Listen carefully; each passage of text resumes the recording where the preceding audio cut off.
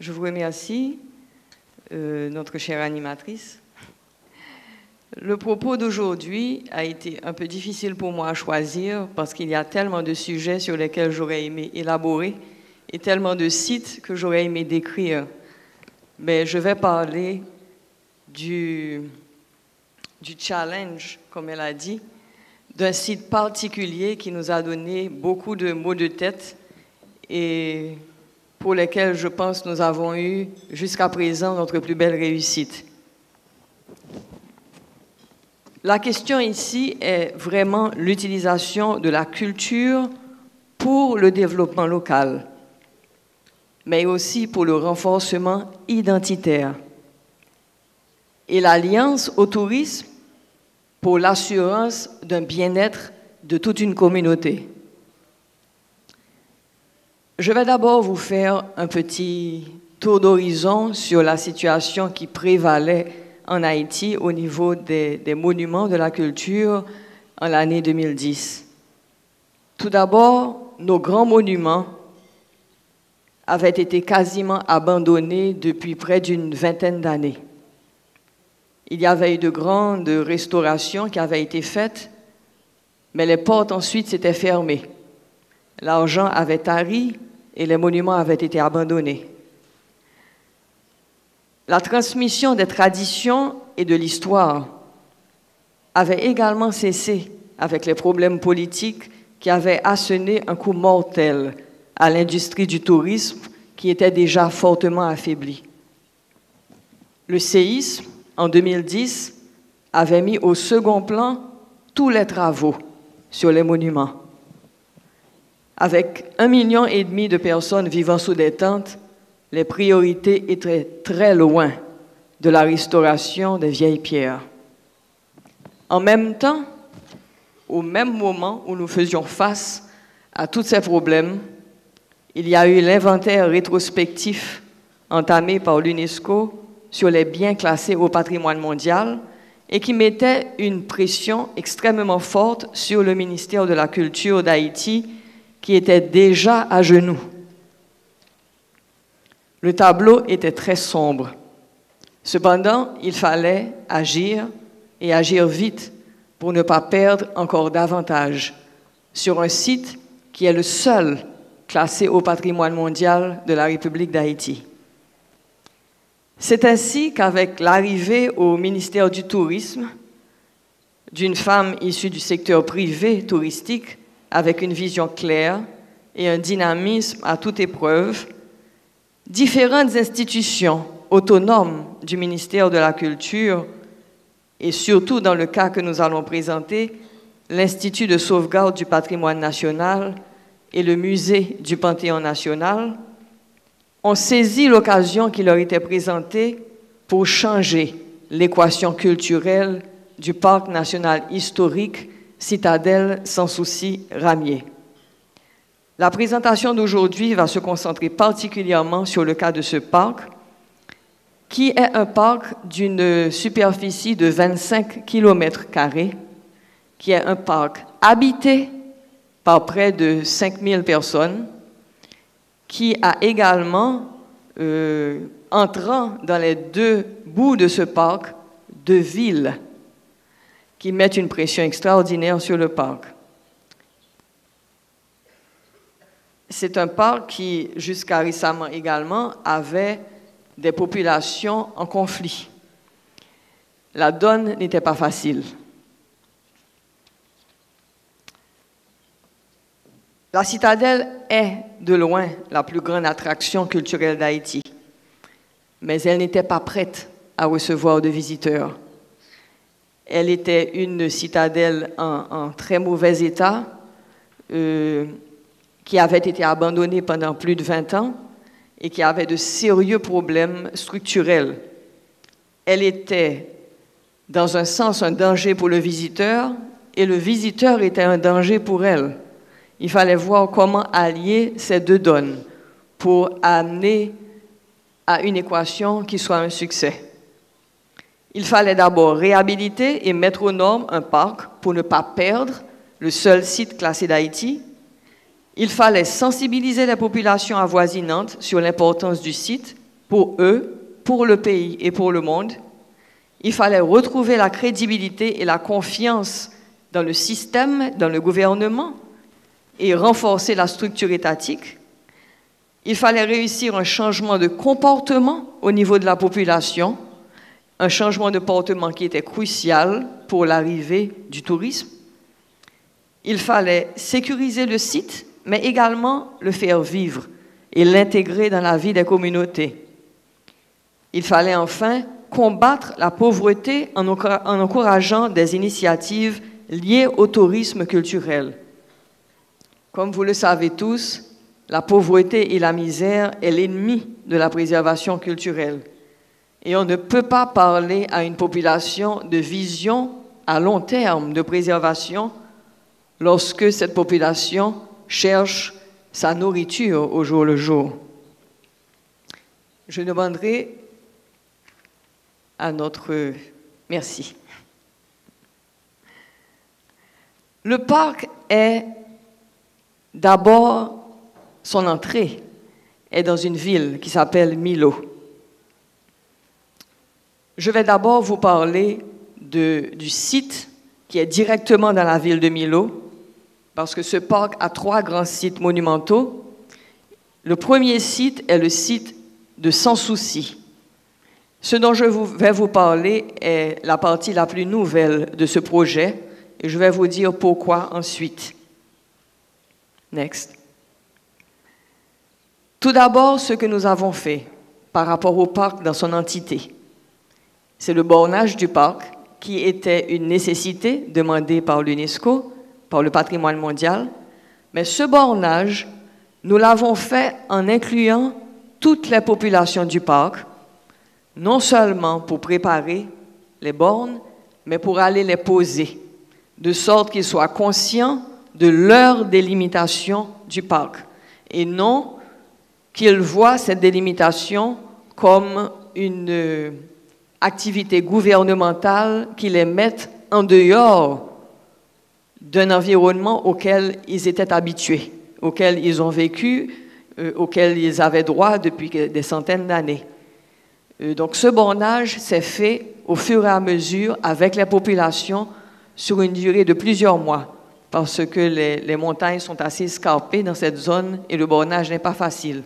Mais il y a eu d'abord une sensibilisation de la population à la nécessité de borner ce parc pour le protéger, et ensuite le bornage physique, la pose physique des bornes comme une action presque civique dans la lignée de la protection de ce bien.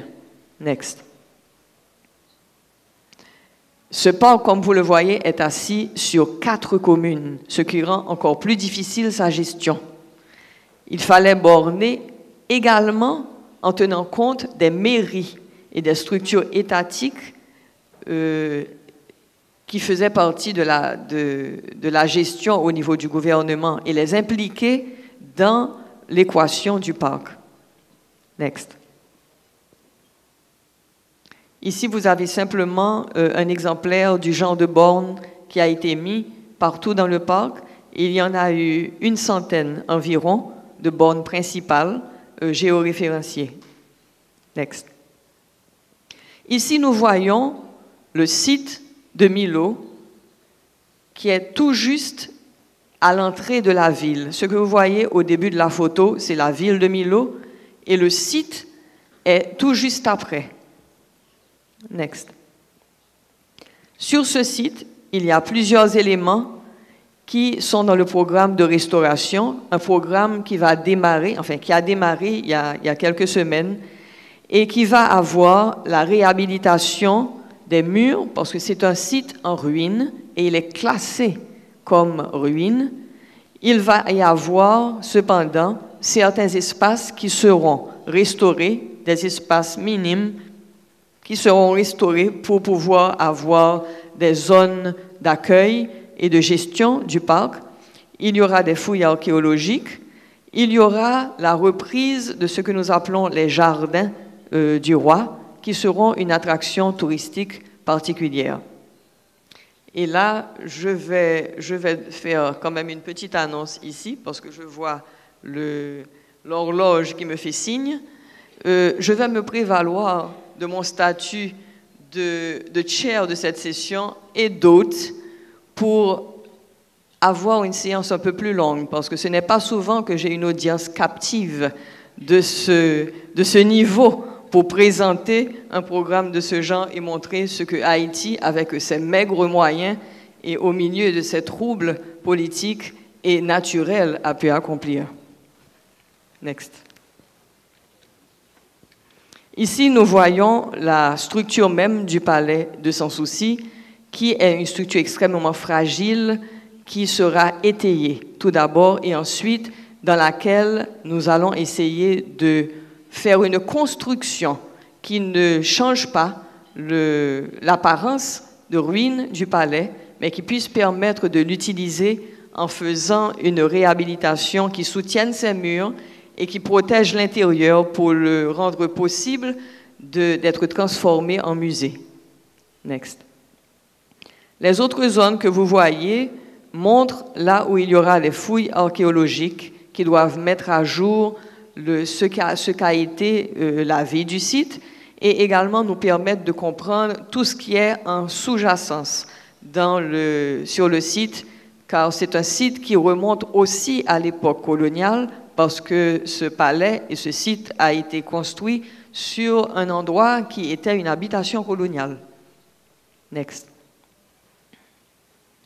Cette partie est également très importante parce que ça nous montre les deux endroits du site où nous avons que nous allons préparer pour avoir des événements culturels dans le site.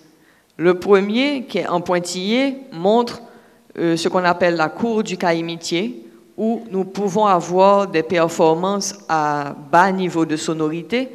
Et le second est une grande esplanade où il y aura éventuellement un amphithéâtre démontable qui nous permettra de faire des événements culturels sur ce site qui amèneront un apport économique qui nous permettra de maintenir le site et qui pourra également participer à la promotion même de ce site. Next. Juste un exemple du genre d'amphithéâtre qui sera mis et qui peut être démonté à n'importe quel moment. Next. Une autre vue du style d'amphithéâtre. Ce n'est pas quelque chose de permanent, mais un amphithéâtre léger qui peut être démonté et qui ne va pas déparer le site. Next. Nous avons également pensé aux personnes qui vendent des produits autour du site et qui souvent mettent les produits plutôt par terre. Nous avons préparé ce qu'on appelle des chariots de vente qui seront utilisés dans quelques semaines à travers le site et permettront aux marchands et aux producteurs d'artisanat de présenter leurs produits de manière beaucoup plus digne. Next. Une autre vue de ces chariots qui peuvent s'ouvrir sur les quatre côtés et qui sont mobiles, qui peuvent être déplacés à tout moment. Next. Ici, vous voyez la structure principale du palais de Sans Souci. Comme vous pouvez le voir, c'est une structure en ruine, extrêmement fragile, où des murs d'à peine 20 cm d'épaisseur montent sur plus de 10 mètres de hauteur. Next. Tout ceci dans une zone sur laquelle nous nous attendons à avoir de fortes secousses sismiques. Next. L'illumination du palais qui est programmée qui a déjà commencé et qui va être, dont la population va jouir à partir des prochaines semaines, est une façon pour nous d'amener également des visiteurs sur le site le soir, car la ville a tendance à être plutôt morte le soir. L'illumination du palais permettra aux visiteurs de venir jouir de différents produits qu'offre la ville le soir, les restaurants, les petites entreprises de restauration qui pourront accueillir des visiteurs avec quelque chose de différent à montrer. Next. Vous voyez d'autres vues du palais illuminé. Next. Maintenant, dans ce même parc, en route vers le plus grand des monuments, la citadelle, le tourisme a mis une structure d'accueil pour les visiteurs. Et ceci nous a mis encore plus de pression pour que le produit lui-même, vers lequel fait l'objet d'une protection particulière dans son intégrité visuelle. Ce qui veut dire que les éléments de perte de forêt, par exemple, sont extrêmement graves pour le parc. Il fallait travailler à garder la couverture végétale du parc. Et en ceci, nous avons planifié une chose assez particulière qui est l'aide aux planteurs de café qui sont dans le parc, qui plantent le café sous abri et qui donc sont un élément crucial pour la reforestation. Quand on parle de café, ça n'a peut-être rien à voir avec le monument, mais en fait, ça a beaucoup à voir avec la protection du parc, car elle encourage la reforestation et la protection de la couverture arborifère du parc. Et dans ce sens, nous avons inclus la participation d'une vingtaine de communautés vaudou qui habitent dans le parc et dont la tradition encourage la protection des sols, la protection d'une flore très rare, de plantes médicinales qui existent seulement dans le parc. Et nous avons mis à contribution ces communautés vaudou en leur faisant participer également à l'accueil des visiteurs, aux événements culturels, pour leur faire comprendre qu'ils étaient eux aussi importants, qu'ils avaient quelque chose à dire dans la protection de ce patrimoine. Parce qu'avant, ils étaient complètement ignorés et on ne prenait aucun bénéfice ni de leur savoir ancestral, ni du fait que eux seuls, contre toutes les atteintes qui ont été faites au parc, eux seuls avaient toujours assuré la protection arborifère de ce parc. L'utilisation de la main-d'œuvre locale dans tous les travaux de restauration et de réhabilitation du monument lui-même a été une pierre principale de la sensibilisation de la population. Nous avons d'abord commencé avec les parties extrêmement fragiles du monument, qui est le bastion Croix David, qui menaçait de s'écrouler. Next. Ce bastion est l'emblème presque de la citadelle. C'est elle qu'on voit lorsque l'on arrive vers le monument et c'est la plus belle partie du monument. Next. Mais l'état dans lequel elle était nous montrait fort qu'elle risquait de s'écrouler à n'importe quel moment. Next. Les fissures et les désordres structurels depuis le tremblement de terre de 1842 et tous les autres petits séismes qui sont venus après avaient gravement endommagé le monument. Next. Les voûtes étaient pratiquement ouvertes, extrêmement fissurées. Next. Next. Nous avons, avec l'aide de la population et d'ingénieurs de l'Institut de sauvegarde du patrimoine national, procédé à l'étayage du bastion. Next. Next. Et aujourd'hui, les voûtes de ce bastion sont non seulement allégées, mais parfaitement étayées. Et nous attendons maintenant, dans le projet que nous avons commencé avec la Banque mondiale, les fonds qui permettront la dernière partie de la sauvegarde de ce bastion, qui est le cintrage du bastion. Next. Les autres niveaux de la citadelle, car la citadelle est 1 hectare de construction sur 7 niveaux.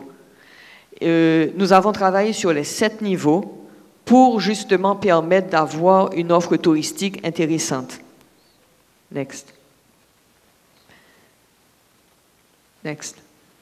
Comme vous pouvez voir, tous les niveaux ont des actions multiples d'assez grande envergure. Next. Et le niveau 5 est le niveau sur lequel nous avons le plus travaillé et sur lequel je vais m'attarder un peu plus parce qu'il est beaucoup plus évident. Next. Nous avions à voir d'abord avec quelque chose que le visiteur demande toujours et qui trop souvent sur les sites fait défaut, qui sont des sanitaires corrects. Lorsque l'on arrive dans un monument aussi éloigné que la citadelle, le visiteur demande avant tout de visiter les sanitaires. Et il fallait que nous adressions ce problème de manière particulière. Nous avons également dû tenir compte du fait qu'en tant que patrimoine mondial, nous ne pouvions pas adresser ce problème de n'importe quelle manière. Il fallait pouvoir faire une intervention qui était parfaitement réversible et légère dans un bâtiment déjà extrêmement fragile. Next. Ici, nous pouvons voir la pose d'un parquet extrêmement léger en forme et d'un petit béton d'à peine 5 cm devant asseoir les sanitaires. La construction des structures de séparation et de support. Next. Et au fur et à mesure, nous avons travaillé jusqu'à l'élaboration finale. Next. Ici, vous voyez les ouvriers de la zone travaillant sur la pose des lavabos. Next. L'installation des sanitaires, des mosaïques. Next. Et voilà ce que nous avons aujourd'hui. Des sanitaires qui respectent l'ambiance, les murs et le côté ancien, mais avec un choix de couleurs et de matériaux qui s'adaptent de manière moderne, mais qui s'adaptent à la zone ancienne du bâtiment sans lui porter injure. Next. Une idée de la salle d'attente dans l'entrée des sanitaires. Donc là, nous avions au moins déjà, au niveau des sanitaires, une réponse pour le visiteur. Prochain. Mais il y avait autre chose également qu'il fallait faire. La citadelle devait parler. Et nous avons décidé d'installer une salle audiovisuelle dans le monument, de manière non seulement pour les visiteurs, mais également pour les jeunes de la localité, de pouvoir visualiser des films et des documentaires sur les monuments et sur l'histoire. Et ici, cette salle a été également transformée avec une gamme monochrome très neutre, grise, pour ne pas porter atteinte au mur, dans une salle du quartier des officiers de la citadelle. Prochain. Après le parquet, prochain. Maintenant, nous avons une salle audiovisuelle où les tuiles acoustiques protègent également les murs de sonorités trop fortes et où nous pouvons accueillir une 50aine de personnes. Prochain. Ici, la réhabilitation de salles destinées à une petite buvette où les gens peuvent avoir de l'eau ou d'autres boissons, une petite boutique de musée où ils peuvent sortir du monument avec un produit et une salle d'accueil où nous pouvons leur donner des brochures et différents éléments leur permettant de comprendre un peu mieux le monument. Prochain. Mais la citadelle est également autre chose. La citadelle est maintenant devenue une citadelle musée, car elle nous permet de présenter ce monument à la population et dans un but également de renforcement identitaire. Ici, les différentes salles du monument ont été transformées en centre d'interprétation de la vie des officiers du roi Christophe à la citadelle pour faire comprendre aux jeunes, aux visiteurs haïtiens et étrangers comment ces gens vivaient à cette époque, ce qu'ils devaient endurer dans ce monument, leur faire renaître l'histoire et leur faire comprendre d'où ils sortaient. Parce qu'en Haïti, nous avons un très grand problème de déperdition de l'identité. de non-transmission de l'histoire. Et ceci dans un pays qui a été un pays en tête de file dans la lutte contre la liberté et contre l'esclavage et pour la liberté. Parler de perte identitaire est une chose extrêmement grave. Ici, à la Citadelle, nous avons fait de notre possible pour faire revivre l'histoire et faire comprendre aux jeunes d'où ils sortaient et tout ce qui avait été fait pour arriver à mener ce pays où il est aujourd'hui. Prochain. Et les salles de la Citadelle, qui étaient extrêmement humides et ne pouvaient accueillir des visiteurs parce qu'elles étaient glaciales, extrêmement mouillées, ont été traitées pour permettre de les assécher et également de les utiliser en tant que musée. Prochain. Ici, nous voyons les enduits qui avaient été complètement verts sous la mousse, sont en train de reprendre un peu leur couleur, ont été brossés. Ceux qui étaient tombés ont été repris. Des salles ont été passées traditionnellement avec les enduits de chaux, comme à l'origine, et toutes les techniques employées ont été les techniques utilisées à l'époque d'Henri Christophe quand il construisait la citadelle. Les techniques sont exactement similaires à celles qui avaient été utilisées avant. Et maintenant, ces salles ont subi un badigeon de chaux mélangé à de la terre de Milo pour reprendre la couleur qu'elles avaient à l'époque où la citadelle avait été construite. Prochain. Et aujourd'hui, nous avons, dans la batterie des princesses de la citadelle, le début du musée d'artillerie de la citadelle. Personne, même à Milo, ne savait que cette citadelle possédait la plus grande collection au monde d'artillerie du XVIIIe siècle en un seul endroit. Même à Milo, pour vous dire à quel point la mémoire avait été perdue. Et aujourd'hui, nous avons un musée qui présente aux populations jeunes quelque chose dont ils puissent être fiers. Nous avons, comme ici dans la batterie royale, des panneaux indicateurs qui donnent l'histoire du monument, qui présentent la collection d'artillerie et qui expliquent ce qu'est ce monument, le sens profond de ce monument pour la population, pour l'histoire et pour le monde. Next.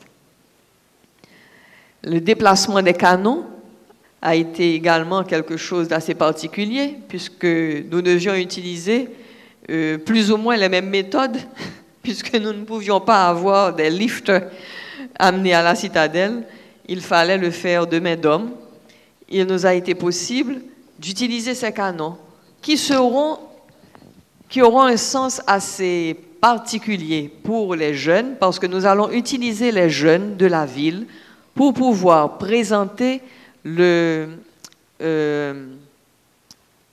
tir au canon dans la citadelle. Naturellement, le canon ne tirera pas, mais au moins nous pouvons, avec des jeunes en costume d'époque, montrer comment le canon était utilisé, les différents instruments qui étaient utilisés et la façon de faire pour armer les différents canons.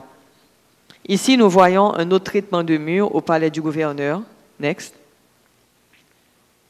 Et le mur après la réhabilitation. Next. Et le palais du gouverneur avec un musée présentant également des costumes d'époque. Next.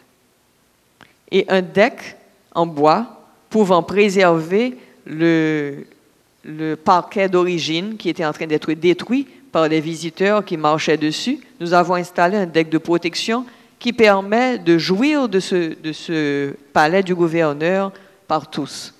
Next. Et même le soir. Et pour finir, nous avons une large campagne de sécurisation des zones dangereuses de la citadelle avec des rambardes de bois ici, posées, ainsi que des rambardes de fer, de tuyaux galvanisés à l'intérieur. Next. Et au haut de la citadelle, où les visiteurs aiment aller pour voir la vaste étendue du parc, Nous avons mis également d'autres rambardes de sécurité. Next. Next. Aujourd'hui, à travers un vaste travail de réhabilitation qui a été effectué avec toute la communauté de Millau et de Choiseul entourant ce monument, la citadelle Henri et le palais de Sans Souci s'apprêtent à recevoir de nouveau ses fils et ses filles. C'est un exemple tangible de réappropriation de l'histoire par une communauté en quête des éléments de fierté patriotique qui lui permettront de se retrouver d'abord, de reprendre espoir dans un avenir riche en opportunités, redécouvertes, et de s'ouvrir de manière tangible au monde. Et nous allons vous montrer, pour terminer, un clip qui va montrer l'illumination du monument, qui va permettre de le voir de la mer. Lorsque les bateaux de croisière viendront au Cap-Haïtien, ils pourront voir la citadelle de la mer.